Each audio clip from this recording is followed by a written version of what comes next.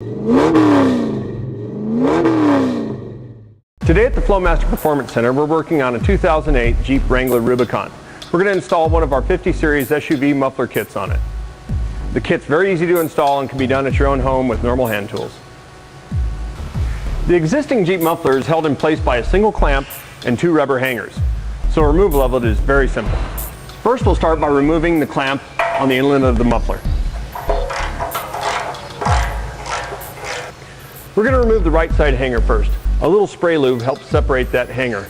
Be sure though that you support the muffler so it doesn't fall when you remove the hanger.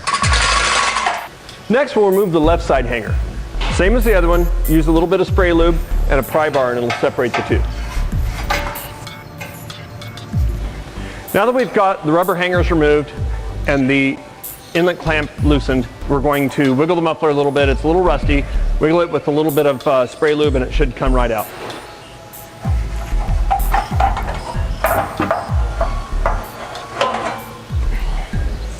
This is the stock muffler off the 2008 model Jeep that we're working on. As you can see, it's already pretty rusty. It's a little bit bigger unit.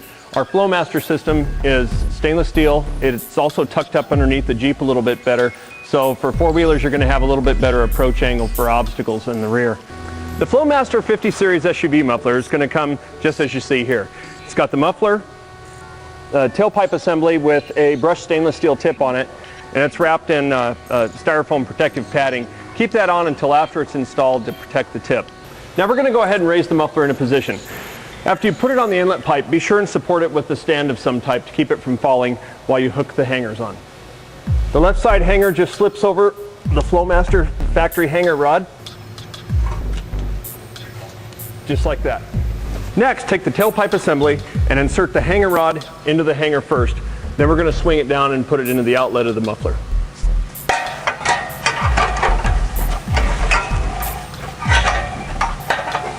Take a minute to be sure that the muffler's level and positioned where you want it.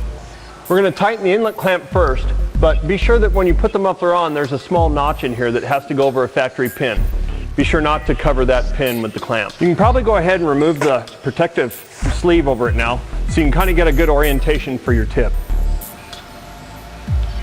About like that, with about the width of your hand underneath for clearance is a good test fit.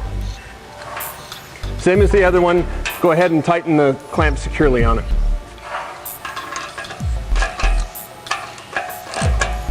The final step in the installation is to be sure to install a hanger keeper on the left side hanger rod. This keeps it from pulling out of the rubber hanger. They're a little hard on your fingers, so you may want to use gloves to do them. It's a little sharp, but snug it all the way up against the rubber hanger, and you're pretty much done with the installation. Be sure again that your clamps are tight and that the muffler's sitting level and flat like you want it to, and the tip's position where you want it to. Other than that, it's a very simple, straightforward installation. You're ready to go four-wheeling. This SUV muffler makes the Jeep really sound nice.